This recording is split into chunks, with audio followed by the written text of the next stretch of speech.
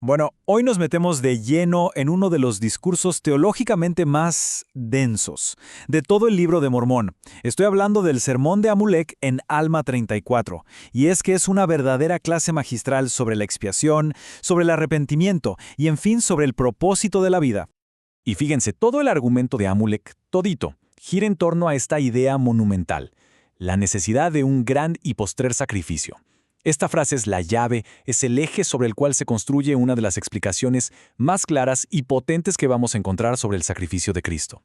Ojo, que no estamos hablando de un sermón más, para nada. Lo que Amulek expone aquí, bueno, se convierte en un pilar, en una base doctrinal fundamental. El eco de sus palabras resuena a lo largo de todo el resto del libro y termina definiendo conceptos clave para la fe de su pueblo.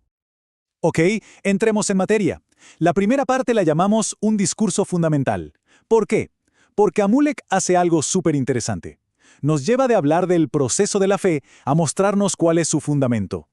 Para ponernos en contexto, justo antes de esto, el profeta Alma acababa de terminar su discurso. Su enfoque fue el cómo cultivar la fe, y usó esa famosa analogía de plantar una semilla, cuidarla y verla crecer hasta convertirse en un árbol que da fruto. Y justo ahí, ¡pum!, entra Amulek y le da un giro al tema. Si Alma nos explicó el proceso, Amulek nos va a revelar el fundamento, o sea, sobre qué se sostiene todo ese proceso. Y la respuesta es clara: el Mesías y su sacrificio expiatorio. Y con eso llegamos al corazón de todo el asunto. La segunda sección, el sacrificio infinito. Aquí es donde la cosa se pone profunda, porque Amulek deja atrás los símbolos para hablarnos de la realidad con mayúsculas.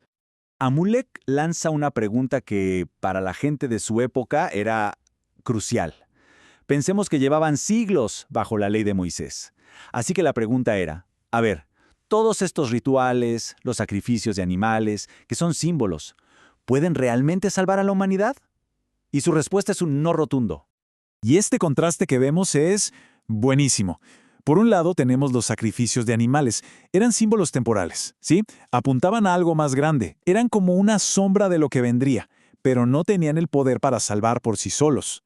Y por el otro lado está el sacrificio de Cristo, que ya no es el símbolo, es la realidad, es el cumplimiento de toda esa ley. Un solo acto que es suficiente para todita la humanidad. Pero a ver, ¿qué quiere decir infinito en este contexto? Es una palabra grande. Y Amulek le explica con una claridad increíble. No se refiere a un tiempo sin fin, como podríamos pensar. No, se refiere a un sacrificio de valor ilimitado. O sea, un acto tan grande, tan valioso, que es capaz de cubrir las deudas de la justicia para absolutamente todos, sin excepción. Ok, y esto nos conecta directamente con el siguiente punto: justicia y misericordia. Aquí Amulek se pone casi como un ingeniero divino, ¿no? Nos explica la mecánica, el engranaje preciso de cómo funciona la salvación. Y esta tabla lo resume perfecto. Miren, por un lado está la justicia. Como ley universal, exige una consecuencia por el pecado. Así de simple. Por otro lado está la misericordia, que lo que busca es rescatar, perdonar. Parecen opuestos, ¿verdad? Bueno, la solución a esta tensión es el sacrificio de Cristo. Es el único acto que satisface a la justicia y al mismo tiempo abre la puerta para que la misericordia pueda actuar. Entonces la pregunta es, ¿cómo se accede a esa misericordia? Amulek nos da los pasos. Primero, la justicia ya fue satisfecha. ¿Listo? Segundo, gracias a eso, la misericordia ahora está disponible para todos. Pero el tercer paso, ese es el que nos toca a nosotros. Es la llave que abre la puerta. El arrepentimiento personal. Y aquí está el meollo del asunto. La misericordia no anula a la justicia, trabajan juntas, en perfecta armonía.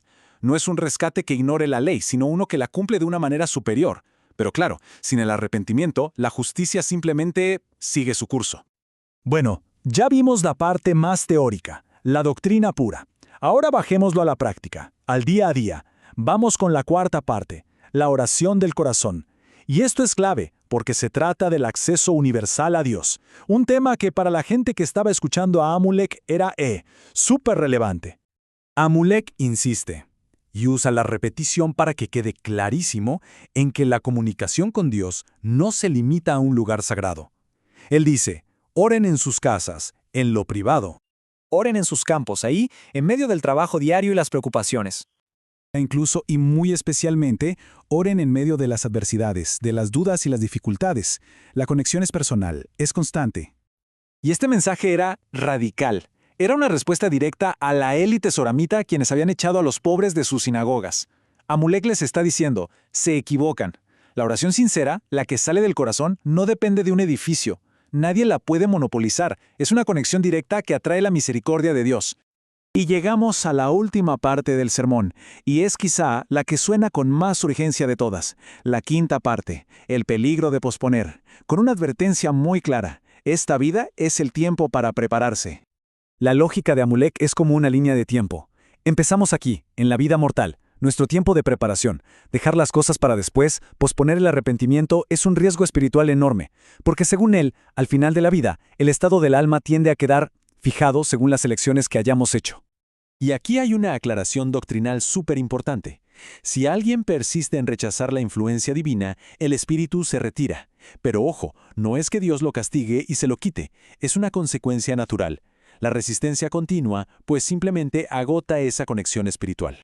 Entonces, para resumir, ¿con qué nos quedamos de Alma 34? A ver, 3 ideas clave. Primero, la salvación no se basa en símbolos, sino en un sacrificio real y de valor eterno. Segundo, la misericordia no es automática, se activa con el arrepentimiento. Y tercero, las decisiones que se toman en esta vida tienen un peso eterno. Y todo esto nos deja con una última pregunta. Si Amulek tiene razón, y esta vida es de verdad nuestro tiempo para prepararnos, entonces, ¿qué decisión, grande o pequeña, define esa preparación en el día de hoy?